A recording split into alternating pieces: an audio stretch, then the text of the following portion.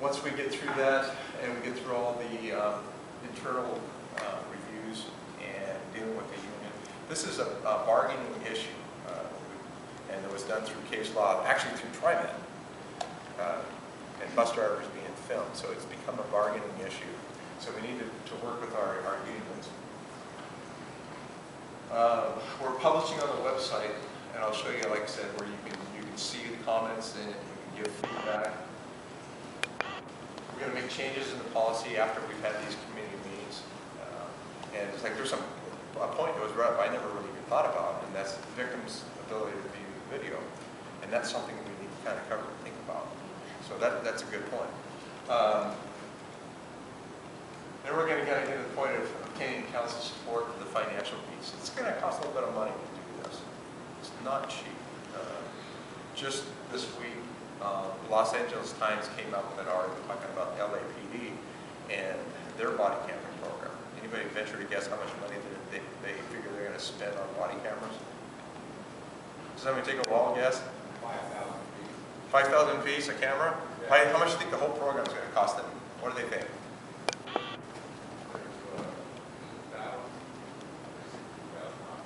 Do you think maybe a couple million dollars?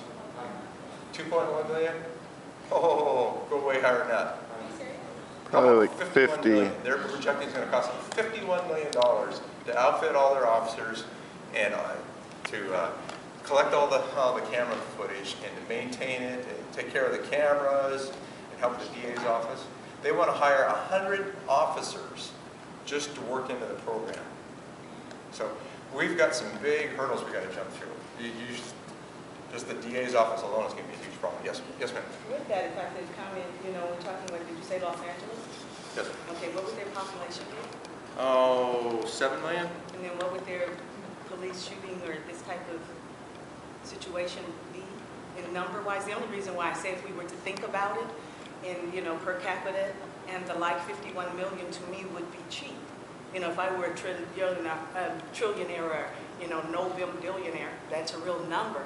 Of course, that would be nothing, but I think from the perspective of loss of life that a person couldn't come back for, or a situation where what we're seeing in the United States of America throughout the world, but focusing even here on Portland, Oregon, North Central Albina, however you would like to see that number, I think that for any one of us, 51 million, to include yourself, sir, would be a cheap price to pay. And let's say, for example, those cameras save 10 lives and 10 lawsuits, which would far exceed 51 million. Good point. Oh, absolutely. I would think so. If we're going to look at that and appeal to the humanity aspect of it being the priority, that camera, 51 million, I'd be more than happy to pay tax-paying dollars to save a life. And I'm not discounting anything like that. I'm just going to point out that it's cost a lot of money. That's all. I'm sorry, I keep missing you because I'm facing this way. No worries. So with that too, I know Obama, after Ferguson broke out and everything, one of the things he put forth was to put down a couple of, I think it was more outfit different police agencies throughout the country. Or any agencies throughout Oregon benefiting from that money that he promised. Not Portland Police Bureau. And the reason why is you had to have been looking at it starting up. We had already started the process of developing a body-worn camera, and so that fits up. That was out of their guidelines, and so we didn't qualify for any of that money. And also to her point about population size and everything, I guess we have 900 plus officers, correct? Yes. So I guess I kind of lost my question, but in terms of money, how much will it cost annually to maintain the system versus how much it's going to take to implement the system? Well, we're figuring probably if we would a full program where we outfitted all of the uniform officers and then bought the recording media to store the video, we're looking at roughly $1 million to do that. Annually, what did we figure? So the storage alone, probably close to $500,000. We believe that we have to bring on additional personnel to run this kind of program. So I think annually you're looking between 500 and $1 million.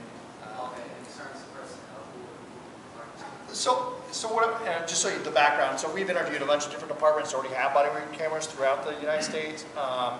We're looking at maybe somebody who works in IT that would manage the system. So whether we did cloud-based hosting or did internal, if there was a problem with loading a camera to the web or to, or to the cloud-based solution or to a local hosting, we have to have somebody on IT staff that can fix that, either with the vendor's help or by themselves.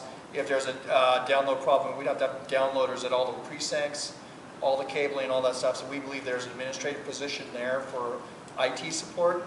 We also believe that there will be some additional public records requests, even though the statute's pretty tight on how many things we'd have to release. We still have to vet all those requests. And so we believe there'd be an additional workload for the records division. And I know that we've asked between 1 and 2 folks in records division just to do public records requests. Right now we have one person in records who vets 500 to 600 public records requests a month. So we believe that would go up, and that person's pretty well overtasked. So we think we'd have to have an additional person there. And then we also believe that we should have a program administrator. And one of the reasons we believe that is that we have to have cameras available for backup if something breaks, so that, an officer comes in and says, hey, my camera's not working. We're going to have a certain number available for that. We're going to have to have somebody that, if there's a new case law that comes out, and this is evolving, and it's really evolving in Oregon, but if there's case law that comes out and says, hey, you got to change how long you retain stuff, or what format you retain stuff, or something else changing the program, we have a person that actually can change a policy and get that through the process. We have to have a person who's responsible. Every time we hire a new officer, we're going to be hiring probably 100 officers in the next couple of years, right? They all got to be trained. We have to have a program administrator who actually knows what the training guidelines are, get all that stuff. So we're looking at 3 positions. Again, this is an ongoing conversation. We make recommendations to the city council. They make the vote. So we're going to put together, I believe it's the 2016, 2017 budget process of what we think that would look like, and in a couple of different scenarios, whether it's a limited deployment and rollout, or whether it's the full meal deal that we do it all then. We do have money aside right now to actually buy cameras, and so that's where we're at. And it's a continuing conversation. and where is that money? What part is that? That was money that we had originally requested in what was called the fall bump process, I believe it was 2 years ago. Fall bump process where you do a budget adjustment, and we request that money for in-car camera systems 2 years ago, and we reprogrammed that to body-worn cameras. So we still have that. We have that $800,000 still. So with the mayor being the police commissioner and the mayor's spokesperson change, does that affect any of your plans for implementing and budgeting this next year as well? Well, ultimately, we're doing our piece as far as moving forward with the camera system. If the mayor or the new mayor, whatever they decide to do, we have to abide by their decision. That they are going to be the one that puts forward. The last direction I have from Mayor Hills is to keep moving forward with this process. That's the last direction I have, and that's what we're doing. I don't know Chief, have you heard anything else? Just do it right, make sure you vet the policy. And Commissioner Fritz asked us to have these community forums. That was really at her direction at council when we talked about reprogramming the money, because we knew it had a broad-based impact. And we were going to, obviously we do these as well, but to my knowledge, we don't do this for every policy that we're thinking about implementing in Port Police Bureau.